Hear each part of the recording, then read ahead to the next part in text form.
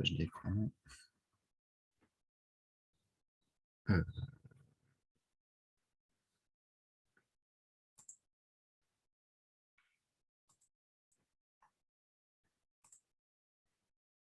Il y a plein de choses à faire en même temps. c'est ça.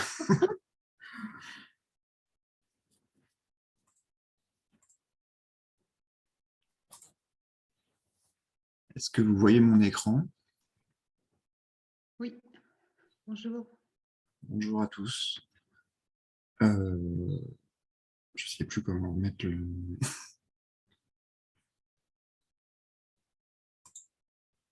Ça. Pas très doué avec... En fait, c'est ça qu'il faut que je fasse.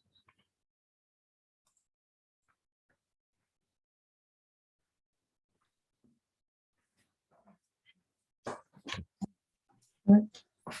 Je peux m'asseoir à votre place ou Ouais, tu me donnes le siège? Oui, je peux y aller déjà? Non, non. je veux dire, Ah oui, je m'assieds. 2 minutes que les... Et après, on fait comment? 13h02. Est-ce qu'il serait possible de mettre en grand écran? Est-ce que... Alors, si je mets en... Est-ce que là, vous voyez le... Ben, il faudrait enlever l'affichage, là, il faudrait qu'il y ait que le... J'intervertisse les deux.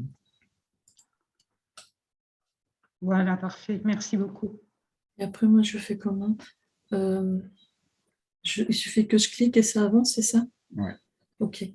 Donc, on peut peut-être attendre 2 minutes encore, je ne sais pas. Ah. Enfin, sans...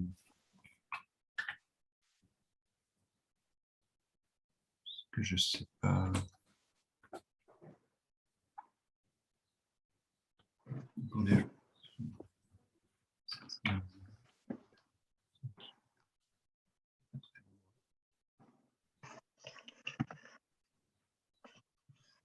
Si je traite tous les posts à la fois. Okay, oui. Pour 2 minutes. 13h32. Oui.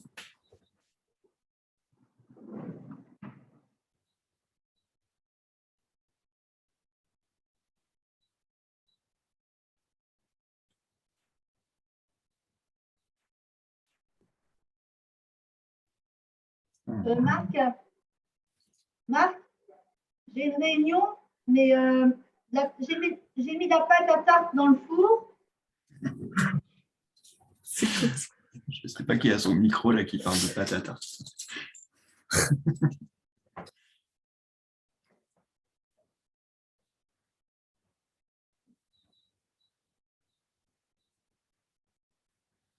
En fait, j'enregistre le séminaire parce que, comme je disais à Pascal, on a beaucoup de nos collègues qui sont à une rencontre avec les tutelles.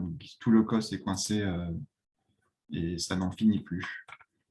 Je me suis enfui, mais ce n'est pas le cas de tous les autres.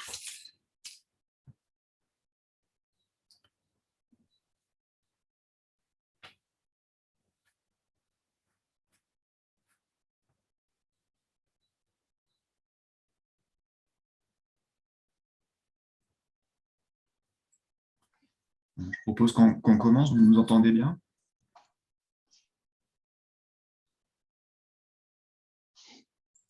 Qui me dit mot, Oui, c'est bon. Oui, je peux pas. Oui. Donc, je peux y aller. Donc, bonjour. Donc, en fait, je vais essayer de vous présenter brièvement la thèse d'un étudiant chinois qui va d'ailleurs soutenir bientôt, puisque c'est fin juin, et qui est encadré par Alexia Stock, donc à Montpellier, au CIRAD, le labo AMAP. Zun Mao, que certains connaissent peut-être parce qu'il a fait son master avec Laurent Saint-André au BEF, et il est parti ensuite faire sa thèse avec Alexia et il est maintenant chercheur INRAE. Et donc le sujet de Quanchi, c'était d'étudier les liens entre les traits structuraux glucides, donc en glucides, c'est les glucides non structuraux, c'est-à-dire amidon et sucre soluble, et les stratégies écologiques d'arbres sous différents climats. Donc, en fait, le contexte général, c'est un contexte plutôt écologique, en fait, où les écologues cherchent à regrouper les arbres forestiers en fonction de stratégies écologiques, selon des critères donc, taxonomiques, mais aussi essayer de comprendre quelle est leur stratégie en termes d'acquisition des ressources. Donc, ils distinguent des arbres qui ont une acquisition des ressources plutôt avec une croissance rapide, une photosynthèse élevée, un contenu en azote élevé, et des espèces qui seraient plutôt dites conservatives, c'est-à-dire qui poussent en fait souvent dans des conditions défavorables et qui privilégient donc la longue durée de vie et l'économie des ressources plutôt que la croissance. Donc, dans ce contexte-là, l'idée qui a été développée dans les années 2010, je pense, c'est d'étudier la structure, l'anatomie du xylème secondaire. Parce que dans le xylème secondaire, il se trouve le système de transport et puis aussi le parenchyme. Donc, il y a deux types de parenchyme. Souvent, c'est le radial et l'axial. L'axial, d'ailleurs, qui peut se trouver à proximité des vaisseaux. Et puis, un système de fibres. Donc, en regardant ces différents éléments, on peut déjà avoir une idée des stratégies des ressources. Enfin, c'est l'idée de départ. Et l'idée, en fait, c'est que si on arrive à mesurer les proportions de parenchyme, de vaisseaux et de fibres, on peut avoir accès aux traits qui correspondent à la densité du bois, les sucres non structuraux pour le parenchyme, et puis la conductivité hydraulique au travers des vaisseaux. Et donc, passant de la structure au trait à la fonction, on peut avoir accès à la fonction support, au maintien de l'arbre, au stockage des réserves et aussi au transport de l'eau et des minéraux. Donc, je clique. Donc, par exemple, Maurice et al., ils ont publié dans Plant Cell Environment en 2018. Ils ont fait l'inventaire d'un grand nombre d'espèces, plus de 2000, je crois, d'espèces d'arbres. Et donc, ils ont montré, par exemple, que les espèces qui avaient beaucoup de parenchyme axial avaient tendance à avoir des vaisseaux de grande dimension, tandis que les espèces qui avaient des vaisseaux de petit diamètre, en fait, avaient moins de parenchyme axial. Donc, derrière, on peut supposer que les ressources étaient différemment arrangées et pas en même proportion. Donc, voilà, l'idée, c'est de relier la taille et la densité des vaisseaux avec le parenchyme, notamment radial. Et donc, l'idée que voulait développer Quanchi, c'était aussi de voir s'il n'y avait pas un lien non seulement avec le tissu d'accueil parenchyme, mais aussi avec les concentrations en sucre non structuraux. Et donc, en mélangeant tout ça, en ayant accès à toutes ces informations, essayer de voir s'il y avait des stratégies des espèces différentes. Voilà. Donc, bon, je vais peut-être passer... Donc, l'idée par rapport aux travaux précédents déjà publiés dans la littérature, c'était d'y ajouter les sucres et puis aussi d'y ajouter les différents climats et enfin s'intéresser aussi aux différents organes parce que jusqu'à présent, c'était plutôt le xylème secondaire dans le tronc qui a été étudié. Et donc, pour continuer l'idée, en fait, c'est de voir quel arbitrage fait une espèce donnée, en quoi elle va investir tant dans les vaisseaux plutôt que dans le parenchyme radial et axial ou dans les fibres. Donc, il y a eu un certain nombre de questions que je ne vais pas détailler parce qu'en fait, je pense qu'elles se comprennent avec ce que j'ai déjà dit. Et donc, le premier travail de Quanchi, ça a été de faire un inventaire de la littérature. et d'échantillonner un certain nombre de données de la littérature trouvées dans des bases de données internationales. Donc voilà, qui appartenaient à la collection du CIRAD ou des travaux de Jordi Martinez-Villalta.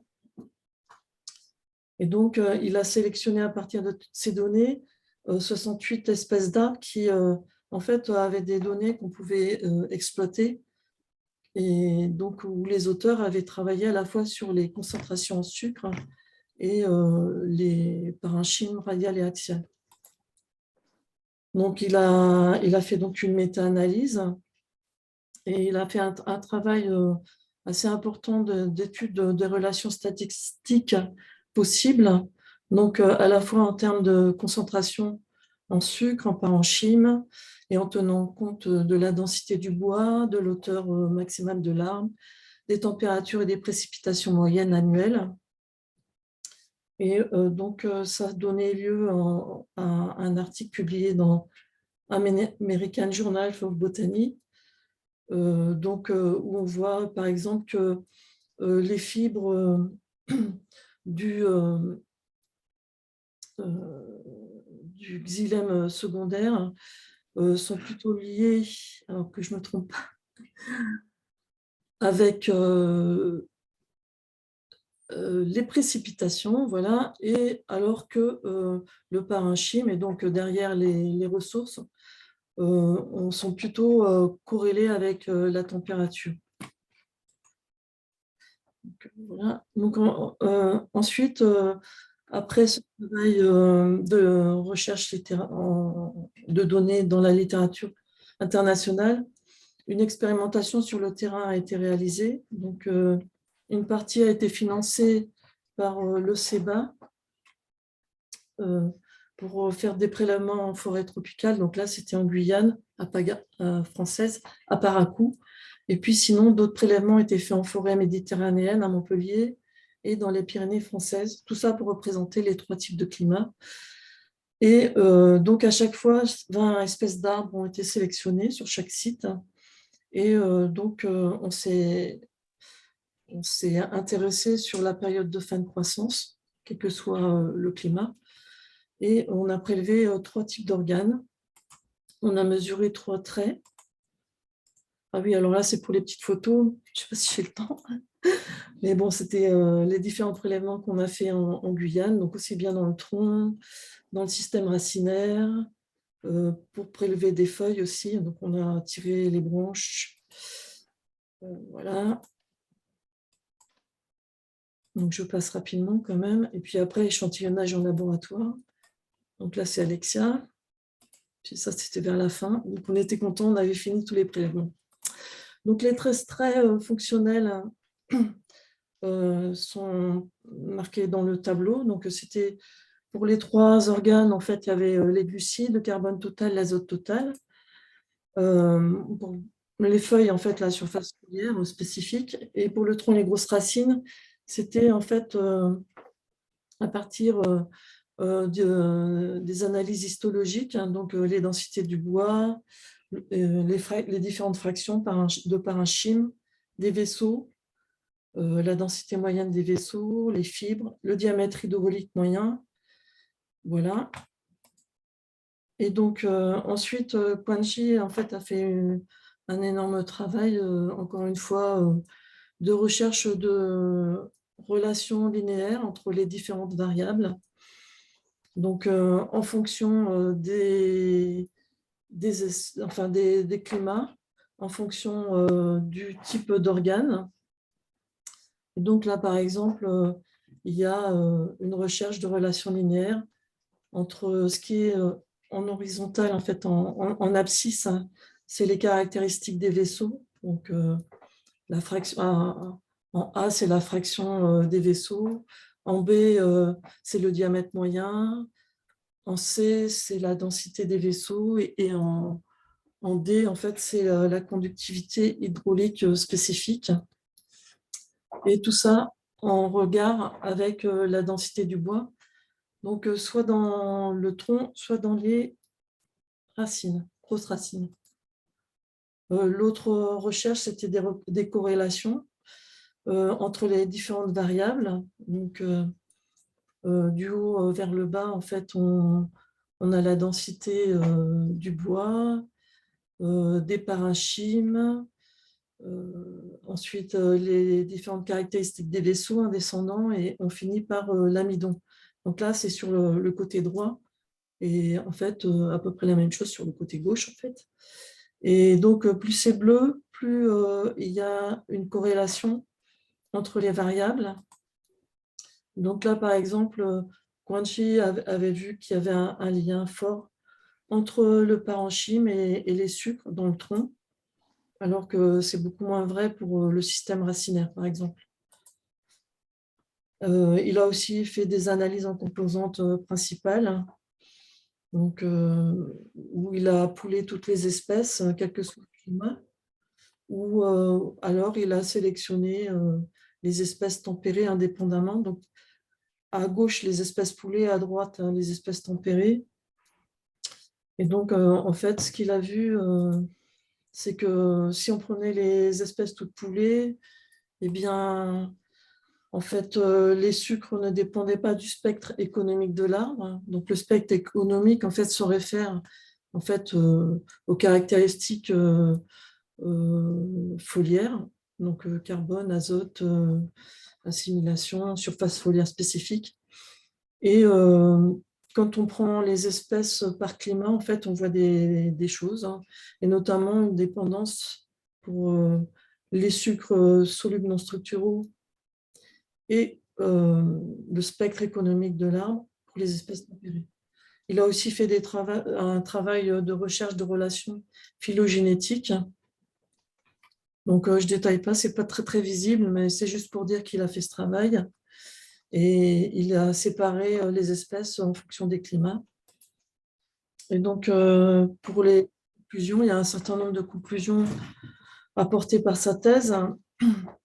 Donc, en fait, on peut distinguer en fonction de la taille des vaisseaux et la conductivité hydraulique les espèces méditerranéennes et les espèces tempérées et tropicales.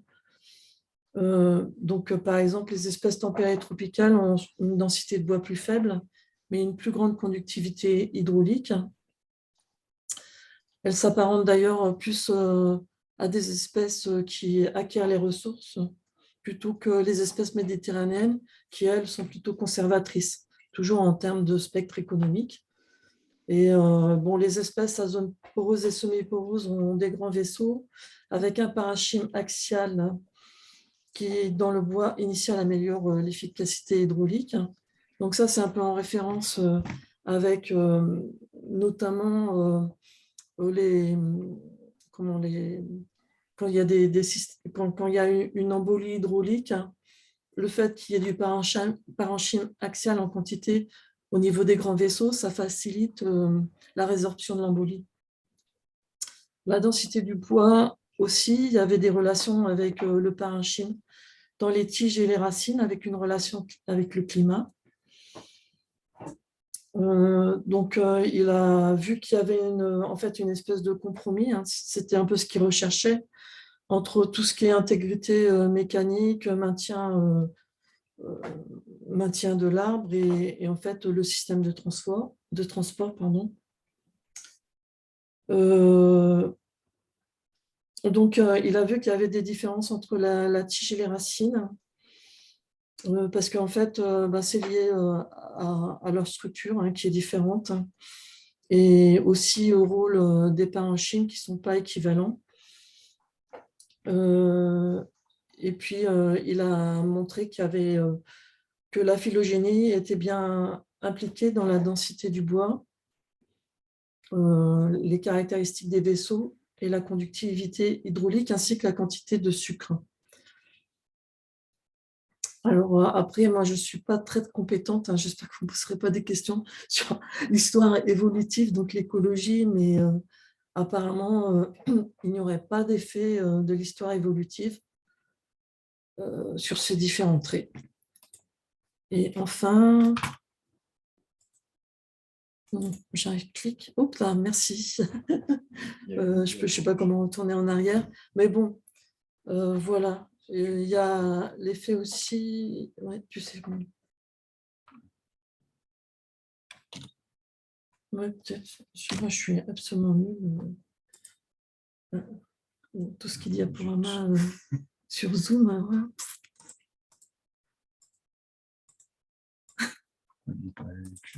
Je sais pas.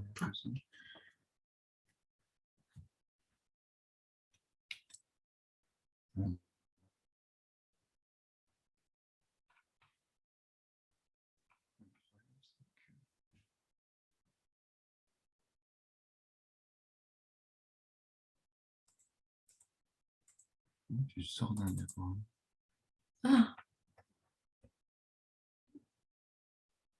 Ah, Je t'en ai la dernière diapo. Ouais, ça c'était la dernière.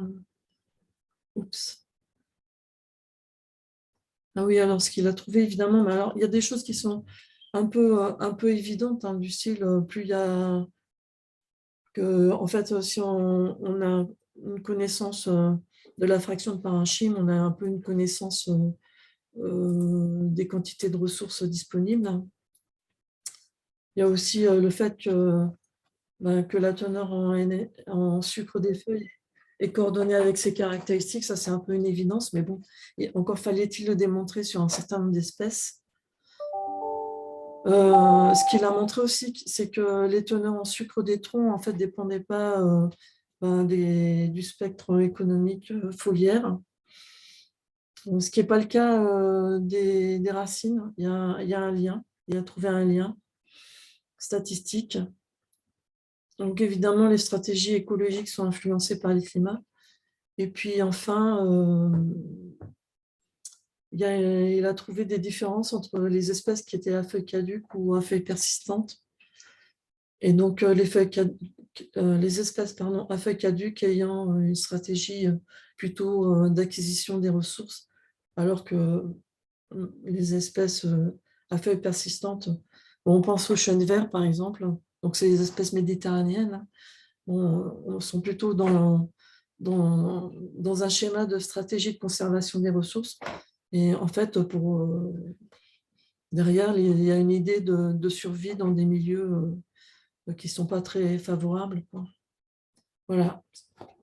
J'ai essayé de résumer de façon pas trop compliquée parce que, en réalité, la thèse de Quanji, elle est assez complexe. Il y a énormément d'analyses statistiques, d'études des relations entre les différentes variables. Donc, je pense que les, les membres du jury de thèse vont un peu souffrir, hein. Donc, il y aura Stéphane Bazot d'Orsay, il y aura Laurence Porter. Alors, lui, je pense que c'est carrément son domaine, hein, l'écologie. Et puis, il y a un collègue chinois qui sera là aussi. Merci, Pascal. Est-ce que vous avez des questions? Pascal Courtois, tu avais une question, il me semble. On est parti, Pascal. Oui, c'est une question à la con. Elle a parlé d'espèces poulet sur un graphique. J'ai mal compris poulet. Oui, voilà. En fait, j'ai traduit en français et poulet. En fait, c'est les espèces réunies ensemble. C'est-à-dire que, en fait, toutes les données, il les a mis ensemble, hein, et il a mouliné ça pour faire ressortir des relations. Donc, elles sont toutes ensemble, en fait. Donc, il n'y a pas de problème avec des volailles, en fait. Hein, c'est ça. Voilà. Et voilà. Et sinon, il a séparé les espèces en fonction de différents critères, donc notamment climatiques. C'était pas une vraie question, ça se voyait dans ce que j'ai écrit.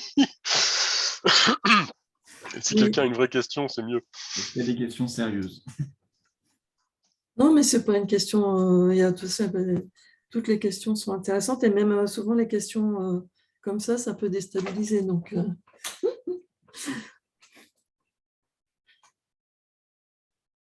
voilà, si vous voulez vous déplacer sur Montpellier le 24 juin, c'est très bientôt.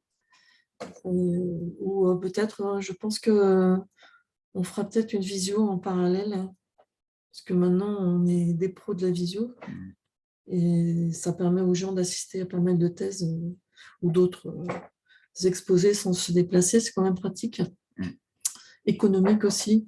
écologique. C'est clair. Vous êtes sûr que vous n'avez pas de questions?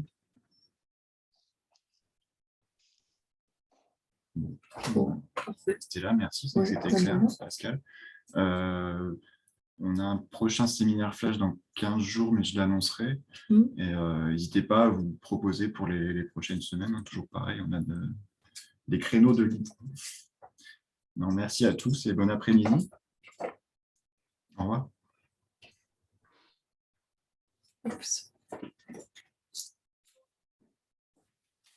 Oui, c'était un peu clair. Non, c'est bien, je crois.